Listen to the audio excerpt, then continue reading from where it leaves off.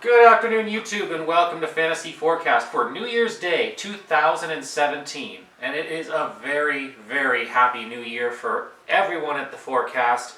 If you're following on Twitter, that is, because, if you checked your lineups and you knew to pull Porzingis, you still did fine because the lineup scored 315 or 316 without him. And as soon as you did a swap, like Parker brought it up to like 340s. It didn't matter what you did, just as long as you moved out the zinger, as soon as they found out he was sitting.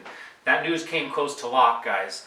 Always remember to check last minute. And if you don't follow me on Twitter or you don't have Twitter or something like that, well then just go on the internet and go to Basketball Monster, and look at their injury updates and last minute news for the last half hour.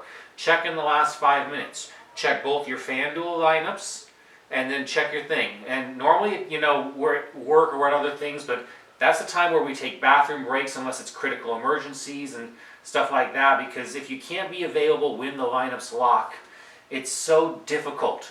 You never know. I mean, you can handle it if it comes 2 minutes after lock because you can guarantee that Zingis's ownership would have been plus 20%, and then there's enough of the field to cushion you usually. That's where it was so close because that score would have won a 50-50.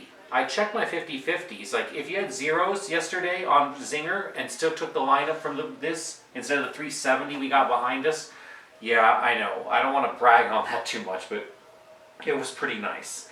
The only thing I missed was putting alphabet in, throw in alphabet instead of hood and compromise elsewhere, and this is up in the 400s. It is what it is. Let's move on to today's cash game lineup and breakdown too. So, we've only got a 5-game slate in front of us. It's a little bit simpler today.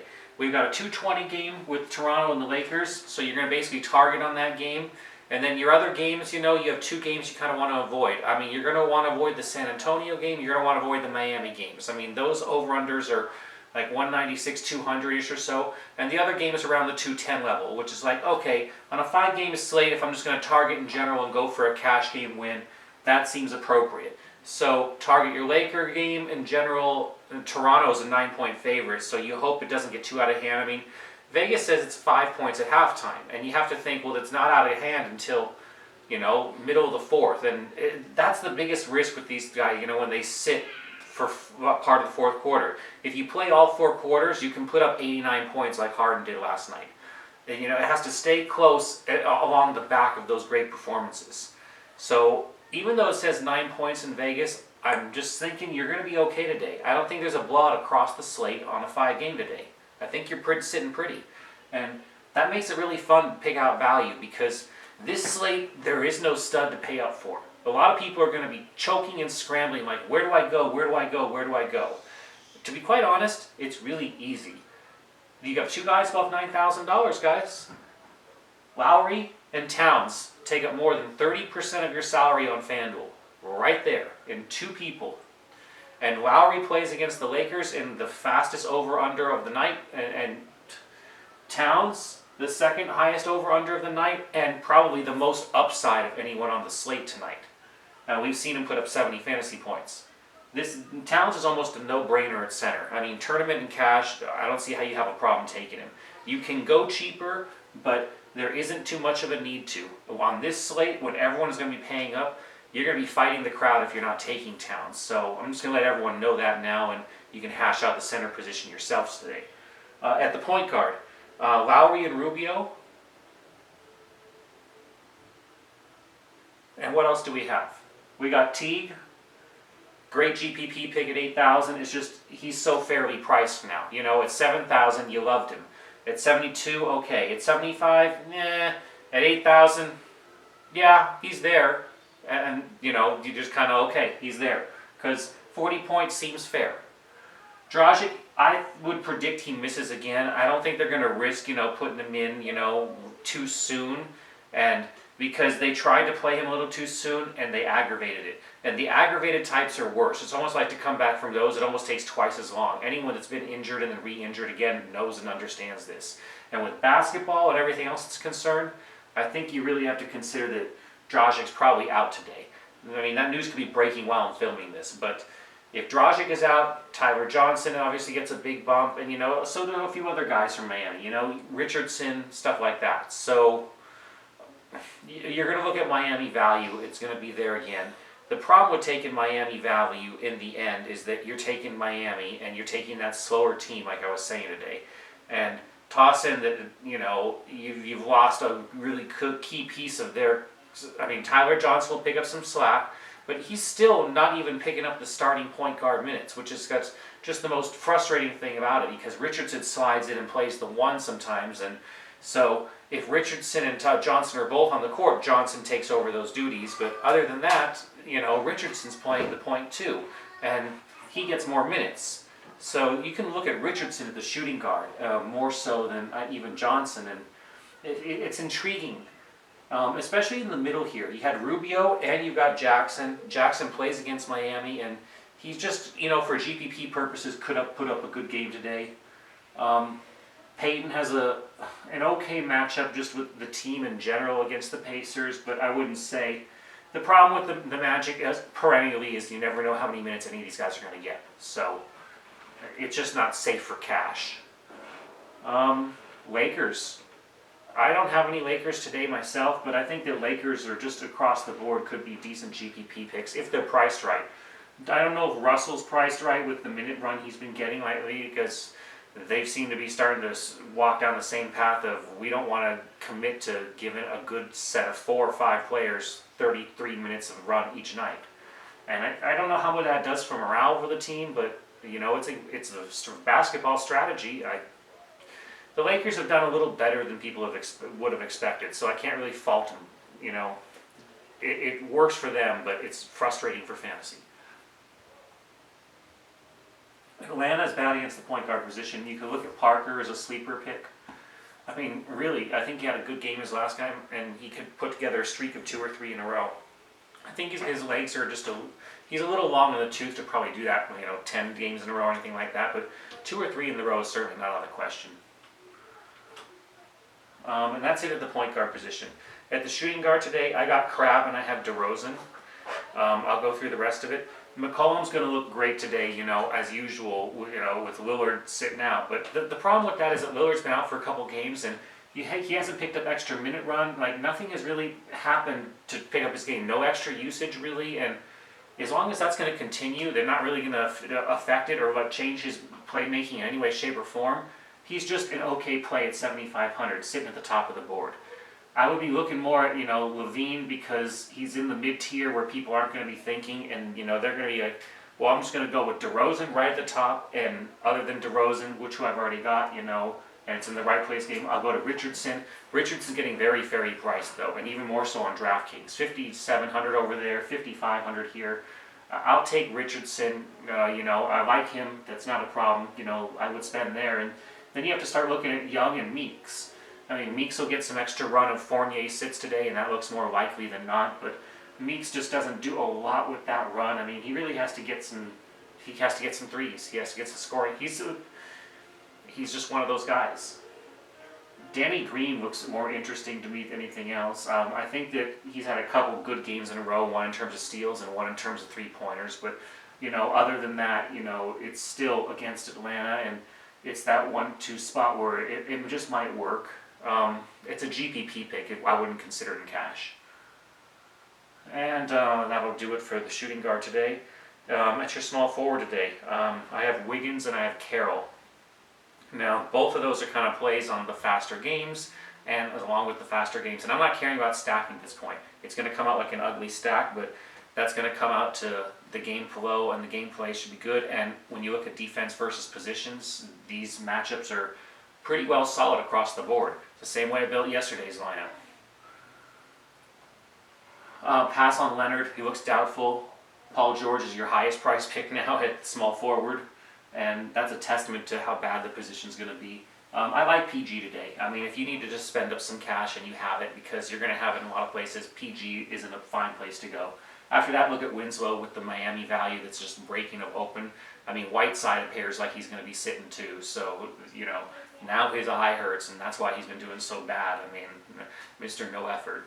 So anyways, Winslow looks nice. You can start spending down, though. I mean, the problem is when there's so little places to spend up across the board, a lot of people are going to spend up. And if you don't do it in enough spots, you're going to end up leaving a good chunks of your salary available in the end. And I think that that's okay to do for tournament selections.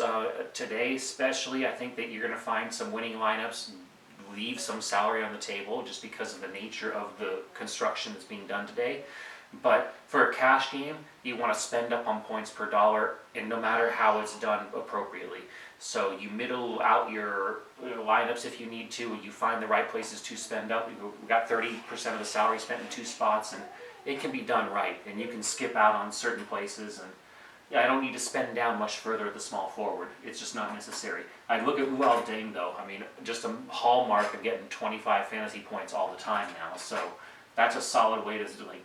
Aaron Gordon, if you could guarantee anything about the minutes, I think Terrence Ross is a wonderful sleeper today too. I mean, because the Lakers are just bad against just about every position.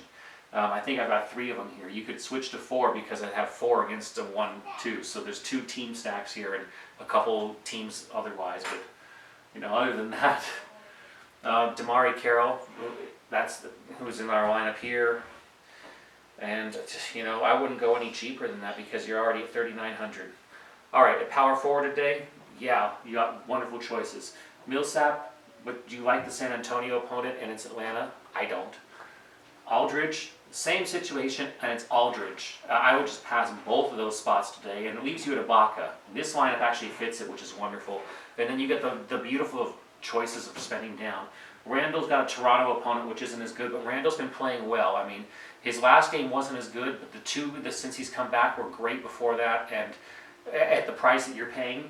And Toronto is nothing like a Dallas opponent or anything, someone slow, and I believe that's who he plays. So Randall looks nice. Thad Young, drop down a little bit, go with Thad Young, no problem there. And Lauer, it looks like they're giving him starting minutes, looks like he's getting the run. So Lauer looks fine, and since you have enough choices on power forward, even on a small slate, I would not advocate spending down anywhere else unless some weird news comes out before lock.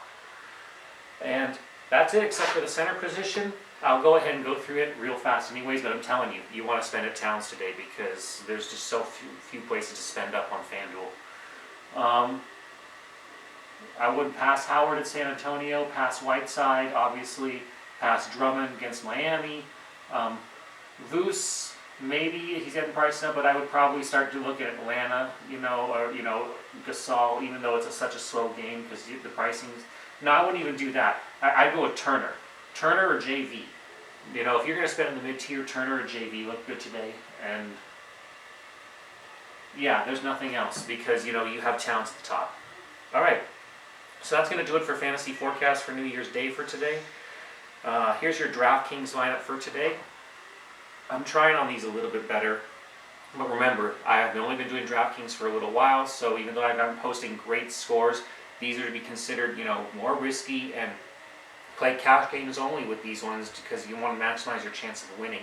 I mean, I guess you could say, since it's risky, you could play it in a GPP, but if you did that, play a cheap one. So, that said, point guard, Rubio, shooting guard, DeRozan, small forward, Wiggins, power forward / small forward duel, Carroll, and for your center, Towns. At your guard position, Crab. At your forward position, Ibaka.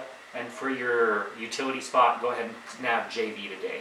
And that's your DraftKings lineup. And for FanDuel, your cash game lineup for today.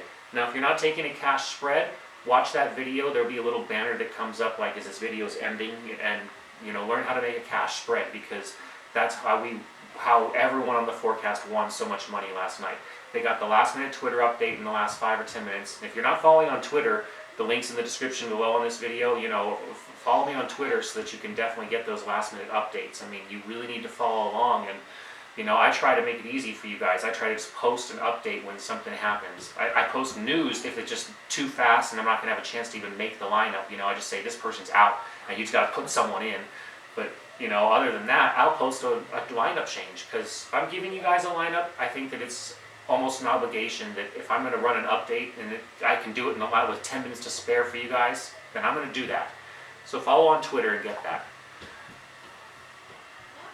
Lowry and Rubio at your point guard positions.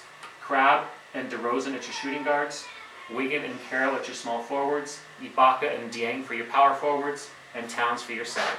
Guys, thank you so much for following Fantasy Forecast. I really appreciate it. If you won some money yesterday, and I hope a lot of you did, give me a thumbs up on this one, and please, watch the video a couple of times, or if you really won good, please donate to the channel. I mean, I've always say, it's a free channel, but it's more like, if you win really big and you can afford it, then I'd really appreciate, knocking down like a 5 spot and keep this channel going. What I really want to do for all of you guys one time is show you how to tournament enter. And to do that, I'm going to need, $200 to $300 in surplus funds to really take care of it, because I'm trying to hit the top of a tournament. It can be done, but you need to mass enter. And the cheapest it can be done on NBA is usually the $3, and that's times 50 entries. You really want to do all max 150 and just lay it out on a good slate. But that's between $150 and $450. And if I get some donations because you guys want some money and I can raise that money before the end of the season, I will do a video and show you guys how to win a tournament and how to mass enter and how to take care of that stuff too. I think it's important to learn more than just trying to set your best lineup, also how to win a tournament to the very top. I mean, that's not just a cash lineup, that's let's win the whole enchilada. I think that's fun to do. And if you guys want some money and want to contribute to the cause, you'll find the little fan support link below and all that good jazz. All right, thanks again for watching Fantasy Forecast for New Year's Day 2017. I'm in a great mood because we won a ton of money, and I hope you guys did too. Please subscribe if you haven't subscribed yet. You'll get notifications for all my new videos, and you help support this free channel keep going. If you can't help support for fan funding, just watch the ads and, watch the videos like after you've taken a win, and that helps support this channel too. Thank you guys so much, and I hope that this is the start of a very, very wonderful 2017. Go on out there and go win some big money today, guys.